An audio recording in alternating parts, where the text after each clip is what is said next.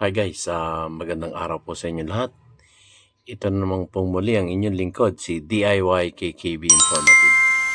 At ang matutunghayan po natin ngayon ay si Senator Risa Hontiveros. So ito yung opposition ngayon sa Senado, sa institusyon sa Senado.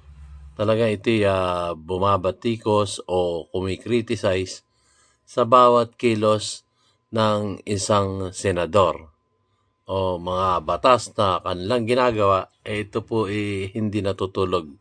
Ito talagang tumitindig at sinasabi niya kung ano yung nararapat sa bawat isang mamamayang Pilipino. Kumbaga, ito po yung taong hindi natutulog nga pagka may nakita siyang mali na ginagawa ang isang opisyalis ng gobyerno. So ito na po guys, at ating tunghayan kung ano yung kanya sinasabi patungkol dito sa People's Initiative. Dahil sinasabi nga niya dito, hindi ito People's Initiative, kundi ito'y PI talaga. Na talaga sinusulong ng mga makikinabang dito ng mangilan-ngilan. Hindi para sa karamihan. Yun po ang binabanggit ng ating mabuting Senadora Risa Hontiveros. So bago po tayo magsapol ay nais ko po muna magpasalamat sa aking mga viewers at lalong-lalo na sa aking mga subscribers na patuloy na sumusuporta sa ating YouTube channel DIY KKB Informative. So ito na po, pakinggan natin at ating pong pagtuunan ng pansin kung ano yung tanging pakay niya. Bakit niya binabatikos itong PI, itong People's Initiative, na alam naman natin mangilan-ngilan lang na opisyalis ng gobyerno ang makikinabang dito. So, tunghayan po natin guys. Ito na po si Senator Risa Hontiveros.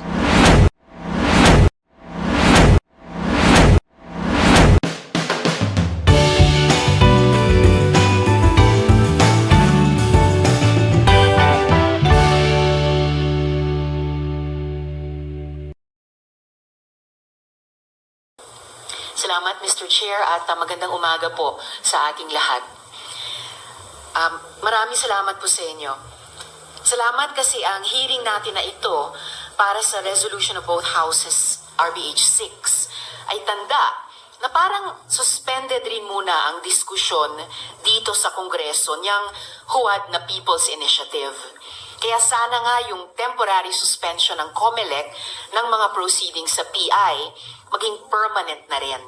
Itapon na natin sa basurahan yung PI na yan.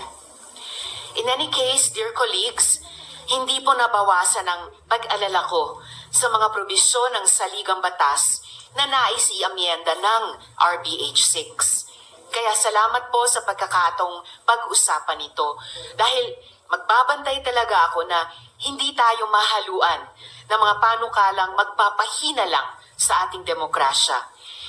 I will definitely be one of those not to allow any provisions that will make our critical industries and institutions and our irreplaceable resources vulnerable to foreign takeover and exploitation. Sa bagay, mas madali kasing sisihin ang walang kamalay-malay na dokumento kaysa sisihin ang mga totoong dahilan. Korupsyon, red tape, malabong burokrasya, at mataas na singil ng kuryente ang nagtataboy sa mga lokal at dayuhan na investor. Walang pananagutan ang 1987 Constitution sa mga bagay na yon. Una sa lahat, yung sinasabi nilang restrictive di umano, hindi po yan totoo. Bukas na po ang ating tindahan, ladies and gentlemen. We have introduced numerous legislation that have already liberalized our sectors. Ilan lang dito ang RA 10641 or amendments to the Foreign Bank Liberalization Act, the Retail Trade Liberalization Act, the Public Service Act, the Foreign Investments Act. So much of the Philippine economy is already open to foreign participation.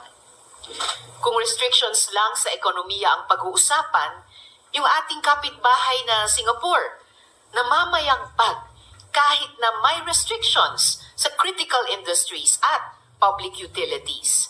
Ang ibang bansa sa ASEAN, gaya ng Thailand at Indonesia, may kanya-kanya ding industriya na inaalagaan. Tayo? Kulelat pa rin kahit maluwag na nga ang ekonomiya at marami ng probisyon para makapasok ang pera. Kaya hindi po solusyon ang tsa-tsa.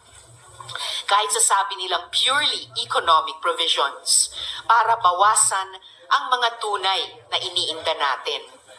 Yung mismong roadmap nga ng pamahalaan sa pag-unlad, ang Philippine Development Plan 2023 to 2028, wala ding nabanggit na dapat mag-tsa-tsa para tumami ang trabaho, puksain ang kahirapan, at pataasin ang kalidad ng buhay ng bansa. Wala ito sa napag-usapan.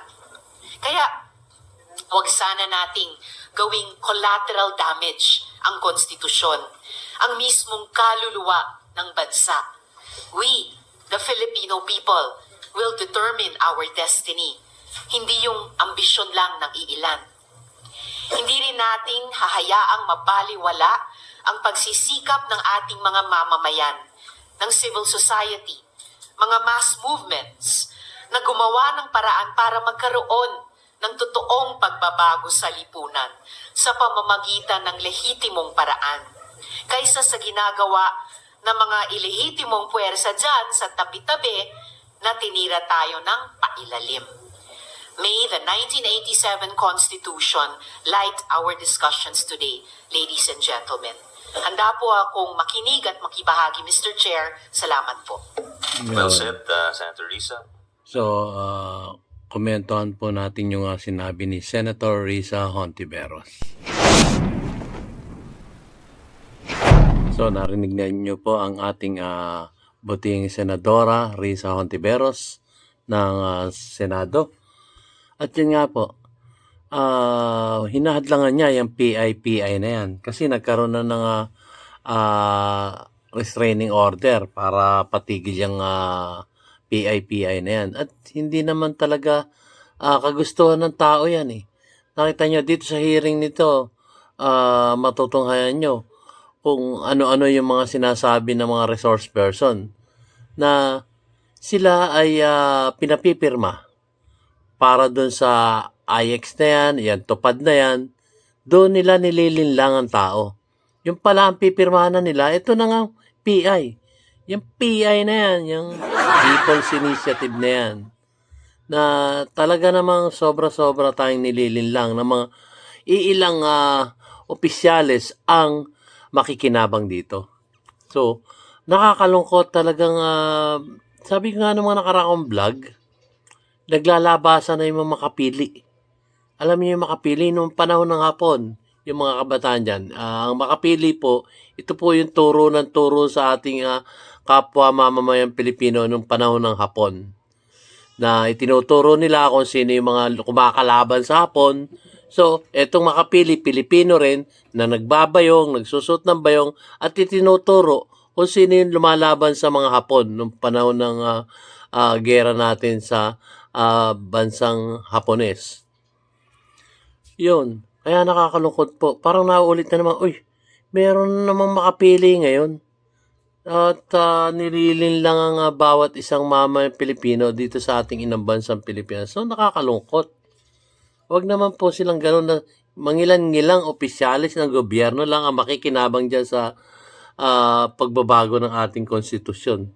Samantalang, sinasabi nga ng ating buting Senadora Risa Hontiveros ay meron na mga batas para dyan.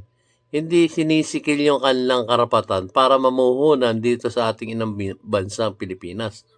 So, ito sinasabi ko dyan. Gaya ng mga nakaraang kong vlog. Bakit hindi natin unahin ang mga negosyante? Ito, lokal na negosyante natin. Tulungan natin sila. Tulungan ng gobyerno para na sa ganun, umangat, umasenso, at mabigyan ng mataas na sweldo ang bawat isang manggagawa sa ating bansang Pilipinas. Ganon kasimple, pero para mag-imbita pa tayo ng mga foreign investors, bakit hindi ba kaya ng Pilipino na magnegosyo sa ating sariling bansa? Yun po yung sinasabi na isa sa babaguhin na yung RH6. Ewan ko ba sa kanila? Bakit gano'n ang ginagawa nila sa ating inang bansa? Bakit ganitong panloloko ang ginagawa nila sa mga maliit at mahihirap na mamamayang Pilipino? Alam nilang salat sa yaman ang ating mga kapwa mahihirap dito sa Pilipinas, talaga namang lolokohin at lolokohin nila para lang sa sarili nilang kapakanan. Imagine ninyo, pipirma yung pala galing yung sasabihin ni, ito po ay galing sa IX, ito po ay galing sa TUPAD. Samantalang hindi sila dapat ang gumanap nun, kundi ang DSWD. Meron departamento na gumaganap nun. Hindi sila. Pero ang ginagawa nila, ginagamit nila yung salitang TUPAD tsaka IX para sa kanilang misyon na maipasa itong People's Initiative. Pero hindi, nililin lang nila talaga. Nililin lang nila. Marami ng balita nangyari at iniimbestiga na nga dito sa Senado. So, hanggang dito na lamang po guys. Isusunod ko na lang yung full video ng pag-iimbestiga ng Senado patungkol dito sa PI. So, maraming salamat po guys sa inyong panonood sa aking munting YouTube channel, DIY KKB Informative. See you on my next vlog guys. Salamat po.